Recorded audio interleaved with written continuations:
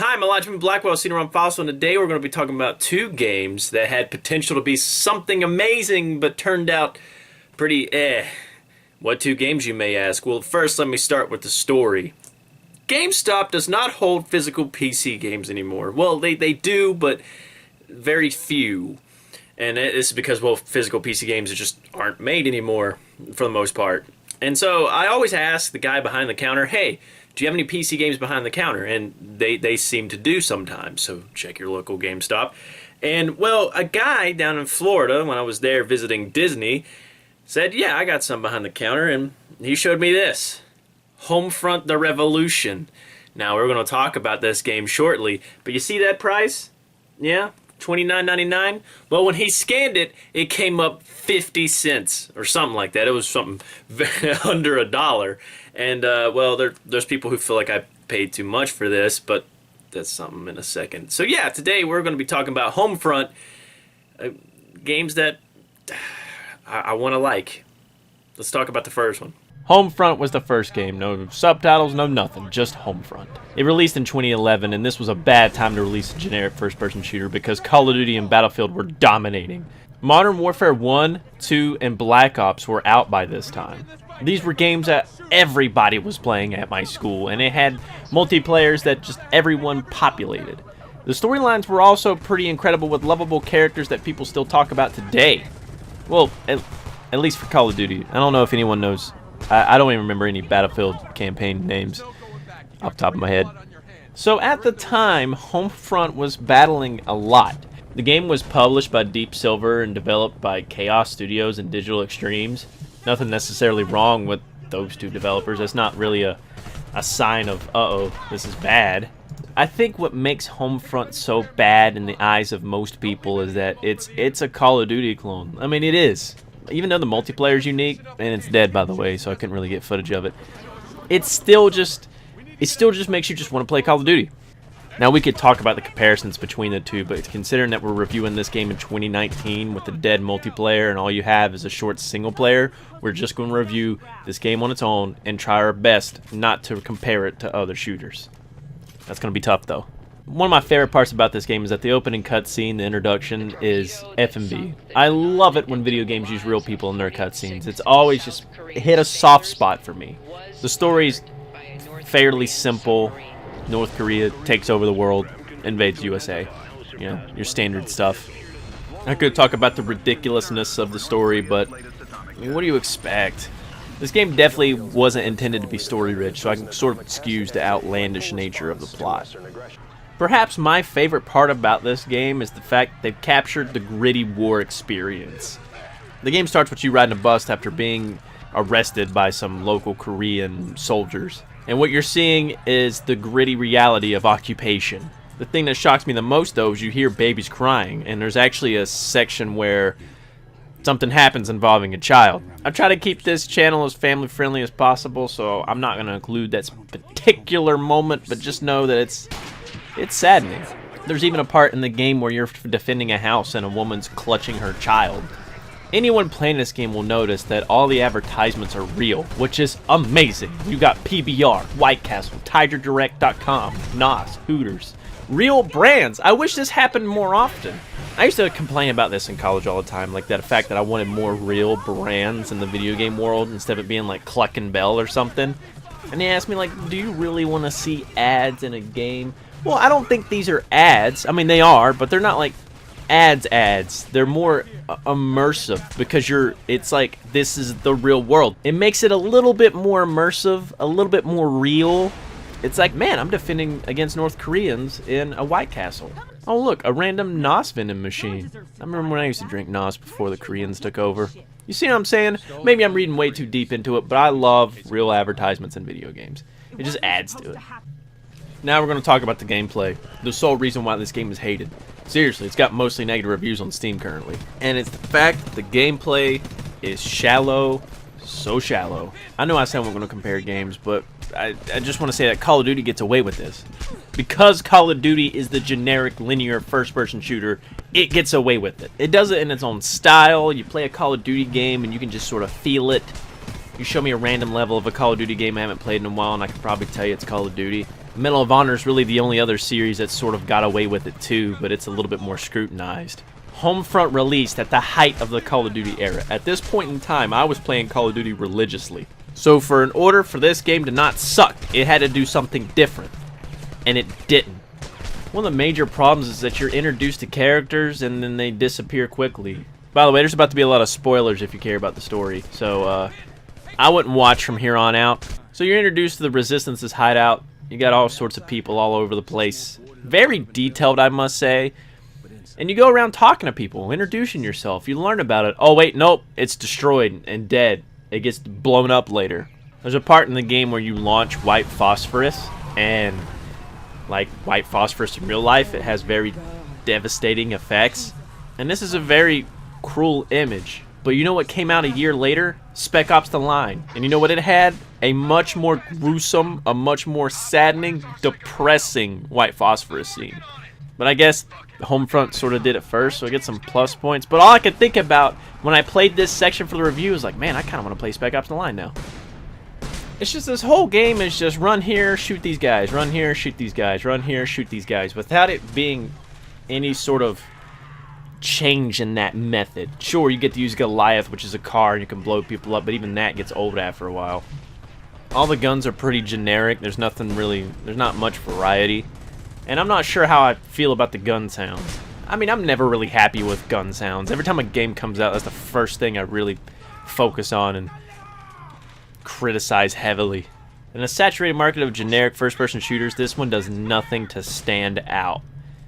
The whole invading of America is different, and, you know, making a game out of Red Dawn is pretty cool. But, you know, you sort of forget that it's happening. I don't know. It's a great game to pass the time with if you don't have much time to spare. And since we live in the age of 2019 where this game goes on sale for like $5 sometimes, and it even went free temporarily, I can't really give it a down vote. I can't really give it a bad review. I would say pick this up if you're somebody who really wants to just be America, heck yeah, and rebel against the Koreans. I mean, right now we live in this fear that North Korea is going to nuke us any minute, so I guess this is a very timely game to have. You can get the physical version of Homefront for like $4 off eBay, brand new sealed. It's cheap is the point I'm getting at, so why not buy it, okay? If you want to live by that philosophy that was very popular a couple years back, the whole $1 an hour, then it's well worth your time. You're going to get 5 hours out of it probably. At the end of these reviews, I'm not going to do a number or a score, thumbs up, thumbs down. I'm just going to give you a TLDR wrap-up conclusion. This is so if you didn't listen to a word I said, you can at least listen to this last paragraph and decide if it's for you and you should waste your money on it. So, this wrap-up conclusion would be, Homefront is a military shooter that attempted a gritty war experience but ended up being another generic first-person shooter. With Call of Duty and Battlefield occupying the shelves, this game comes off as a budget title and one that needs more gimmicks or features to stand out. An enjoyable game for those into shameless shooters or gamers blinded by patriotism. Worth a buy if gotten for a few bucks, and judging by Steam like summer and winter sales and eBay, you can get this game for under $5 if you're looking in the right places or if you're willing to be patient and wait. And you gotta play it with low expectations. I know it's really difficult not to compare it to Call of Duty. But the point I'm trying to make here is that Homefront isn't a bad game. It's just other games do it a lot better. Like when you're playing Homefront, you might get that little thought in your back of your mind like, man, I kind of want to play Modern Warfare 2 single player. And so I wouldn't say this game is horrible. I don't think it deserves the mostly negative reviews it's garnered on Steam. I just think it's a good, brainless, mindless game to play if you need to waste some time.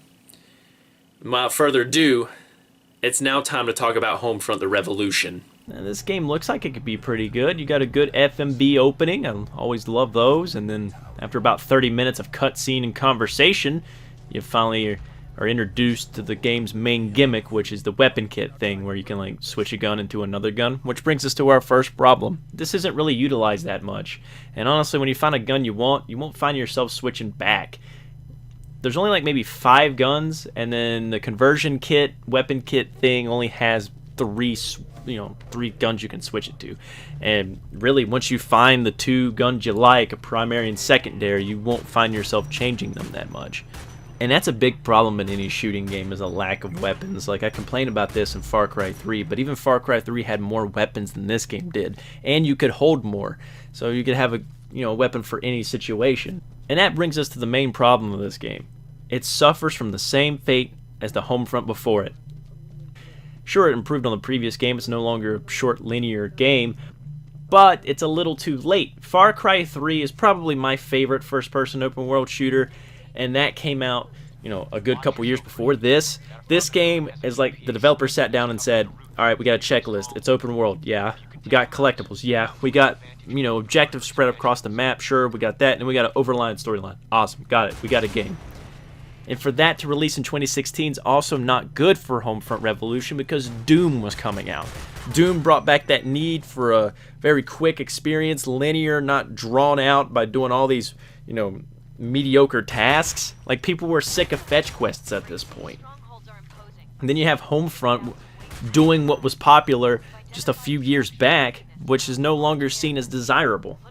If you release a game where all you do is liberate strongholds and then move on to the next province, liberate some more strongholds, do a couple more side missions, it will not be groundbreakingly popular. We saw this with Far Cry 5. Far Cry 5 has not near the reception as it did as its previous games. And it's because they're just sort of doing the bare minimum. And that's what the Homefront Revolution experience is, the bare minimum of open world shooters. I really don't want to say it's bad, but when you jump and go through walls and fall out of the map, it's kind of hard not to say it is bad. Also, you better have a good gaming rig, because it's poorly optimized. And honestly, even a good gaming rig might not run it that well. Also, at the beginning, it didn't have a good FOV slider, so it looked like you were zoomed in as you ran around, but I think I got it fixed. There's a lot of bugs, performance issues, and, the AI is kind of trash. I run around with a bolt-action sniper rifle and a submachine gun, and I do pretty well. There's not much variety in enemies. In fact, again, it's kind of like they copied other shooters. You got your normal guys, your sniper guys, and your big dudes who take a lot to bring down. It's okay. For 60 bucks, it's horrible, but to get it for like 50 cents is kind of cool. I got this game day one, unfortunately, but hey, I played it and had a little bit of fun with it, I guess. It's not good. I'm gonna put it bluntly.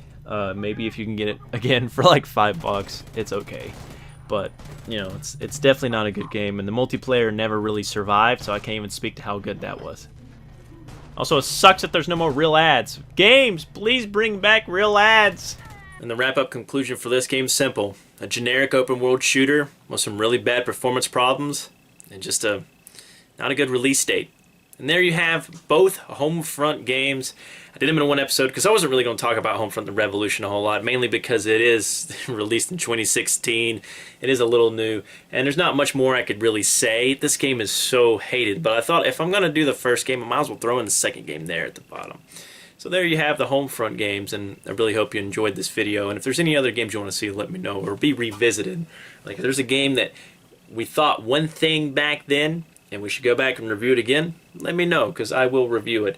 I'm still deciding what I want to do for a long play. I haven't really decided yet. And then after that, not going to say what the last video is. I'm going to go ahead and give a shout out. I won't do this every single video, but I do want to give a shout out to our Patreon. We're going to advertise it a little bit.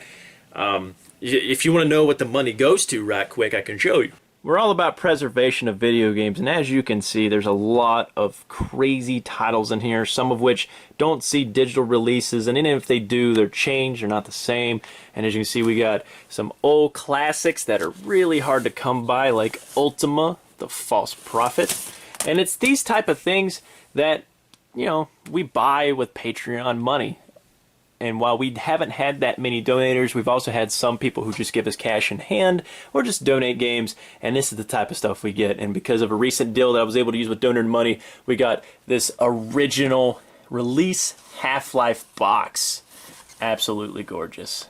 So yeah, if you donate to Patreon, you'll be helping this out. And really, not to sound like those ASPCA commercials, but really just for $1 a month, it helps out quite a bit, because we go to flea markets and yard sales and thrift stores, and we have found some crazy things like this pristine copy of Myst. was in a thrift store, and it's complete and has everything. It looks like it's barely been used. So yeah, $1 got me. Actually, they sold it to me for 75 cents. So yeah, this will be the one time I plug Patreon for a while. I really don't like asking for money, but we really do need help if we want to keep this up and keep this going. And if you don't want to support monetarily, what you can do is to share this YouTube, share the website, cd-romfossil.com, share on the Instagram, and just spread us out there, because we do want to eventually get all of this on display somewhere. and it's a long dream, but we got to start somewhere. I'm Elijah Moon Blackwell. Thank you so much for watching, and stick around, because here soon we'll be playing the Secret Service games. Yay.